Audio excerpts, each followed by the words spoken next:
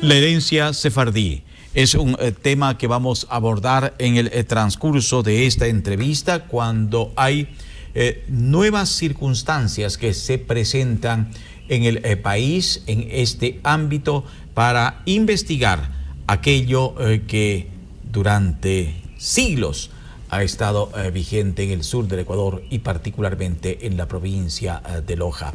Lo que los judíos en su momento, partiendo del siglo XIV, siglo XV, entre parte de la historia, nos han legado y esta parte de América y del Ecuador tiene vigencia con aquello.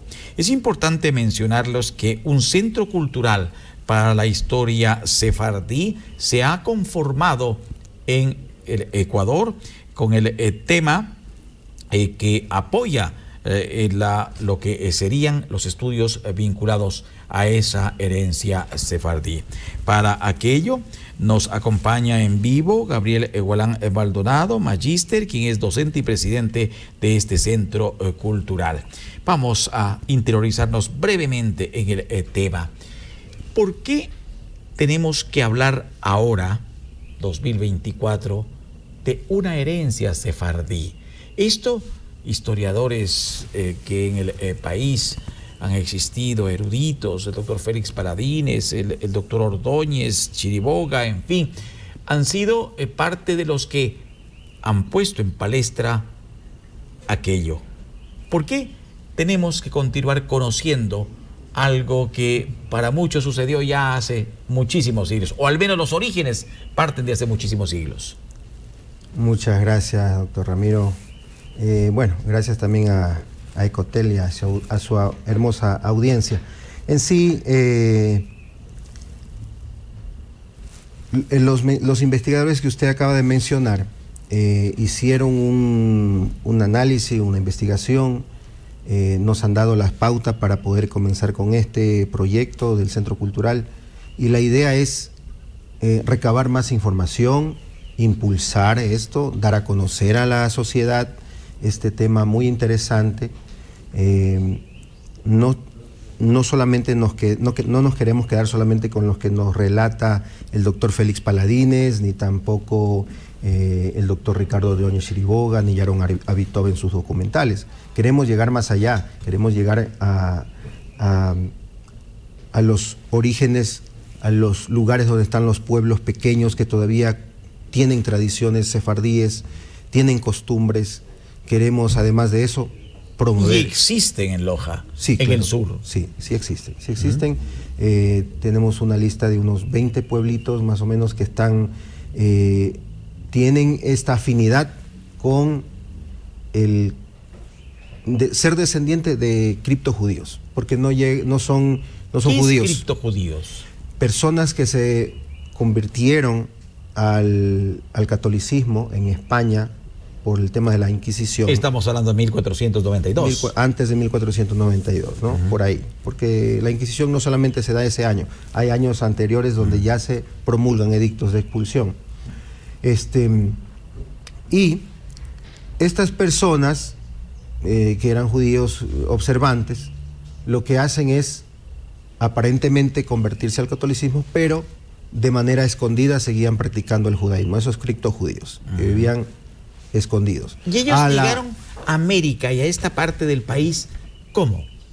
Es lo que muchos televidentes se preguntarán, o sea, esa es la parte, claro. ¿Cómo en 1492 o antes llegaron acá? El descubrimiento de América evidentemente se gesta de ese año. Claro, hay que recalcar también que Cristóbal Colón, hoy con las investigaciones y documentos que salen a la luz, Cristóbal Colón, hay una alta probabilidad de que él era sefardí, ya no es genovés, ya por ahí partamos. Luego, con los conquistadores, muchos de los conquistadores tienen un contexto sefardí.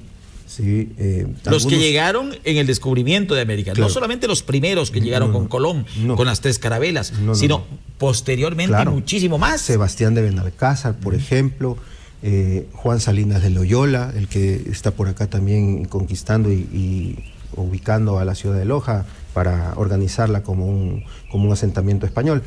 Y todos partir luego al oriente. Claro, ¿no? sí. Todos estos llegan de a poco se van dando cuenta que para acá hay un poco más de libertad en cuanto al culto que ellos profesan, como judíos. Como judíos o como descendientes. Entonces, no lo que buscaban eran lugares donde vivir con tranquilidad, ¿no? Fuera de los espacios de la Santa Inquisición, a pesar que llegaron a Zaruma. A Zaruma hay 3 o 4 personas enviadas especialmente para buscar criptojudíos o personas que judaizantes se le llaman, personas que seguían judaísmo a pesar de aparentar al público ser católicos.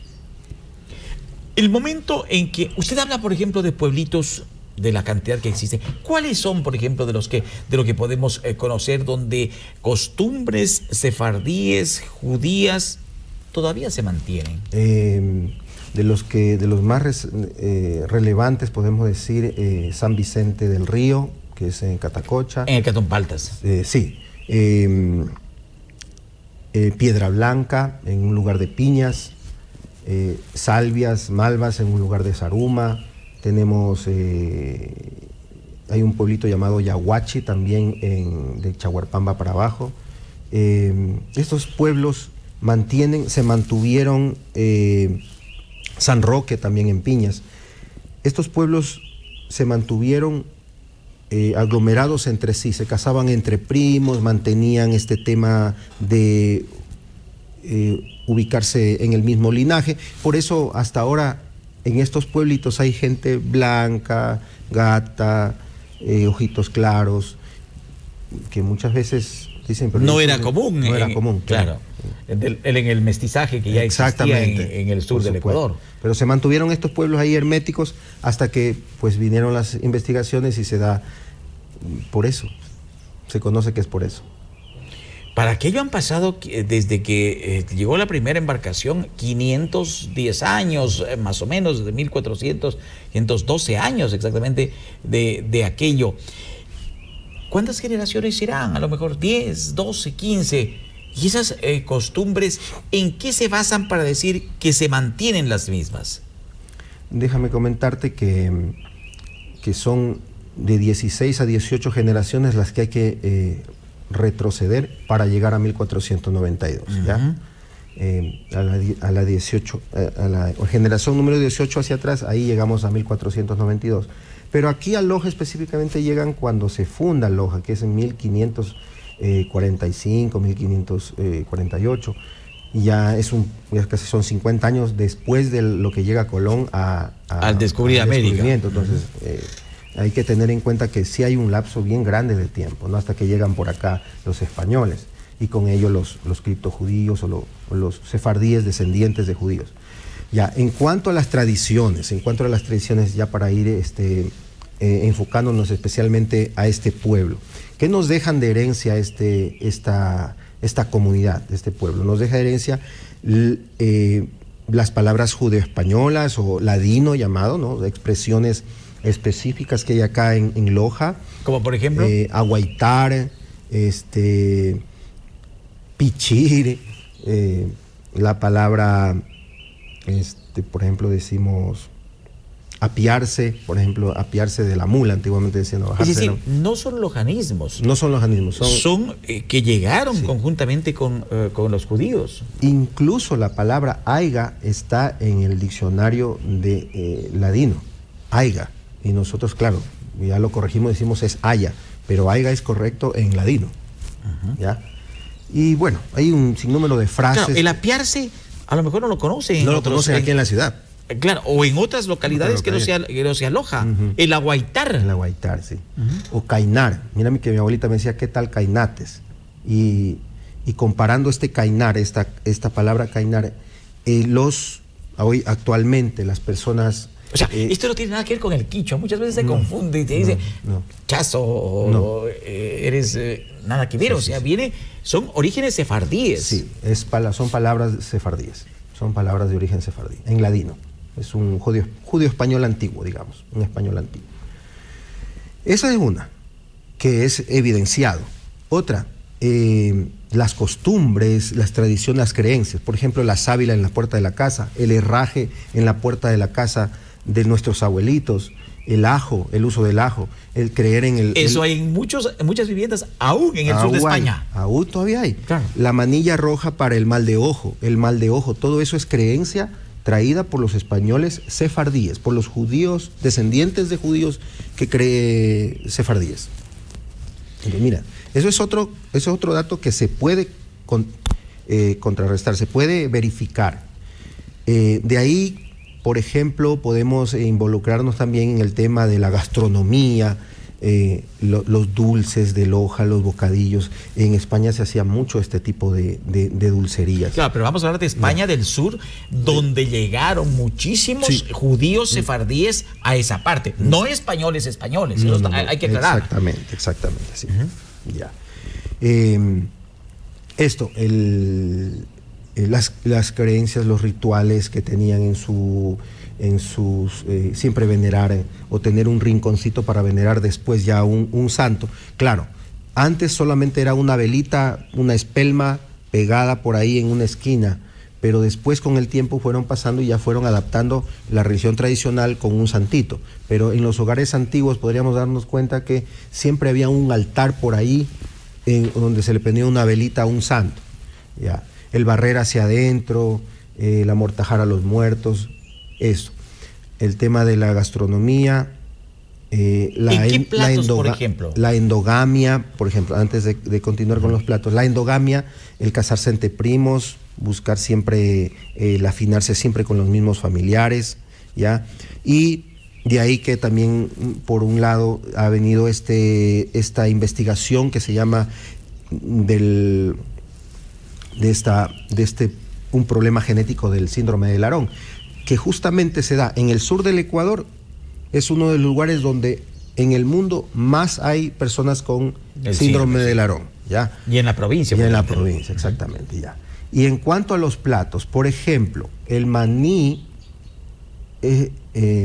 allá los dulces o la comida en España, los sefardíes lo usaban de otra manera. Llegan acá y comienzan a usar más en el sur de Ecuador lo que es el maní, lo que son, de ahí por ejemplo podemos tener algún repe, por ejemplo, repe de maní a veces que hacen, o un moyoco, o tal vez las humitas que tienen, siempre todos estos platos están cocinados o cocidos de acuerdo a la tradición de la comida judía, que no tiene que contener nada de carne mezclada con leche.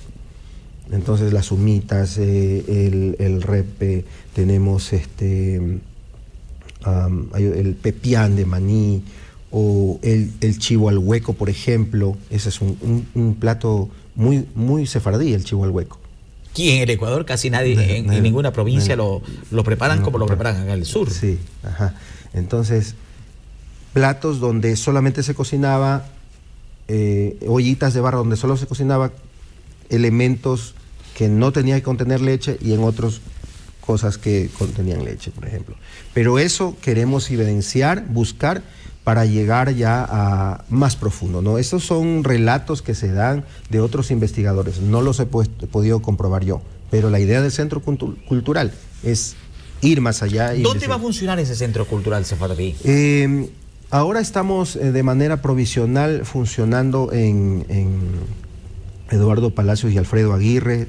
Estamos organizando una oficina, pero en las redes sociales pueden ya encontrar información de nuestro centro cultural y sobre todo libros en digital que nos han dado el permiso de publicar, y documentales, así como recortes. ¿Podemos publicar nosotros adjuntando al periódico?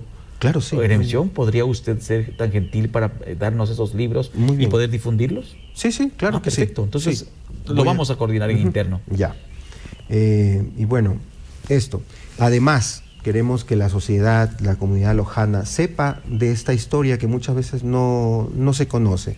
Y para que puedan también más adelante ellos, a veces mirando al pasado se puede uno enfocar mejor al futuro. Desconocer el pasado nos puede traer un futuro incierto, pero si ya conocemos un poco más el pasado, nos puede llevar a mejor, a seguir un mejor rumbo. Siempre promulgado por esa idea de que hay que investigar. Entonces, ¿por qué se le llama la ciudad castellana? ¿Por qué justamente en Loja es la ciudad más cultural del Ecuador. Por eso, por esa influencia tan rica de los sefardíes. El origen. El origen. El padre Juan de Velasco, yo perdí un libro, hace unos 35 años perdí un libro, en el que nunca voy a olvidar algo que leí, que a lo mejor puede tener alguna relación con lo que usted menciona y esos orígenes sefardíes. El padre Juan de Velasco, en él decía, si alguien lo tuviese en Loja o alguna parte del país y que pudiese compartirlo, facilitarlo, darnos la luz para poder ubicarlo. El padre Juan de Velasco decía en este libro, a Loja llegó la cuna de la nobleza española y sefardí. ¿Tiene algún sustento? Por supuesto que sí, sí hay sustento, porque hoy en día, ya con las investigaciones que se están dando, investigaciones genealógicas, que hay genealogistas que están siguiendo cada línea, cada apellido, y llegan a España después de 18 generaciones, y llegan con personas que han sido de una casta muy noble, ¿no? Otra, los judíos españoles no eran personas pobres en España, eran personas pudientes. Cuando son expulsados se les quita todos sus bienes y son expulsados solamente con lo que tienen. Llegan acá, pero ellos sabían cómo hacer dinero. Sabían cómo ganarse la vida. Llegan y comienzan, por ejemplo, es muy cierto que el apellido de Eguiguren, por ejemplo, es sefardí, y vienen acá y prosperan, ¿no? Prosperan. Otros apellidos de mucho renombre acá en Loja, Burneo, Castillo, estas personas también han sido, tienen un origen sefardí, y muchos apellidos más. Algunos se mantuvieron en esa sencillez, porque hay un investigador, un escritor zapotillense que dice, a Zapotillo llegaron una raza que no era mestiza, llegaron sin nada, pero se establecieron y después nos dimos cuenta de que eran descendientes de judíos españoles, estos por sus rituales y por sus formas de vivir, ¿ya? Pero eran blancos, eran altos, eran blancos. Claro, muchos ya después se mestizaron, pero se han mantenido, en algunas poblaciones se han mantenido todavía. Sí hay cómo evidenciar eso, por el tema genealógico, por el tema de ADN. Hoy en día hay exámenes de ADN, en la Cruz Roja, por ejemplo, $150 ya hace un examen de ADN y verifica cuál es su procedencia. No le dice qué apellido es o qué apellido, pero sí el lugar de sus antepasados, la procedencia. Claro, y fisionómicamente son personas que, de lo que hemos visto y se conoce y persiste incluso, personas altas, como usted dice, en alguna medida, blancas, ojos claros, rubias, que es diferente a la fisonomía que puede existir incluso en el resto del país o en otras provincias que no sean del sur del Ecuador. Y el norte del Perú, porque a Piura también llegaron muchos de ellos. Hay un pueblito en Celedín, en Cajamarca, en el norte del Perú. Celedín es como Loja, tradición judeo-conversa. Celedín se llama ese pueblito. Cartagena, Medellín fueron pueblos fundados o de origen sefardí también. Qué interesante. El Centro Cultural, ¿cómo se llama exactamente el centro? Centro Cultural para la Historia Sefardí. Y ya está fundado. Ya está fundado. Usted lo regenta y es su presidente. El 20 de octubre del 2023 recibimos la certificación o la autorización, nos otorgaron personería jurídica en el Ministerio de Cultura y Patrimonio. Y bueno, entre los fundadores, pues me dejaron como presidente. Siempre estuve también desde el 2015 más o menos atrás de este proyecto, de buscar, investigar, y resaltar todo esto, que es muy lindo y que invito a toda la ciudadanía lojana puedan conocer un poco más del pasado de esta hermosa ciudad. Muchísimas gracias y éxitos en esa tarea. Rescatar y continuar lo que el doctor Félix Paladines, lo que Ricardo Ordóñez Chiriboga desplegaron años de esfuerzos en esa investigación con seguridad.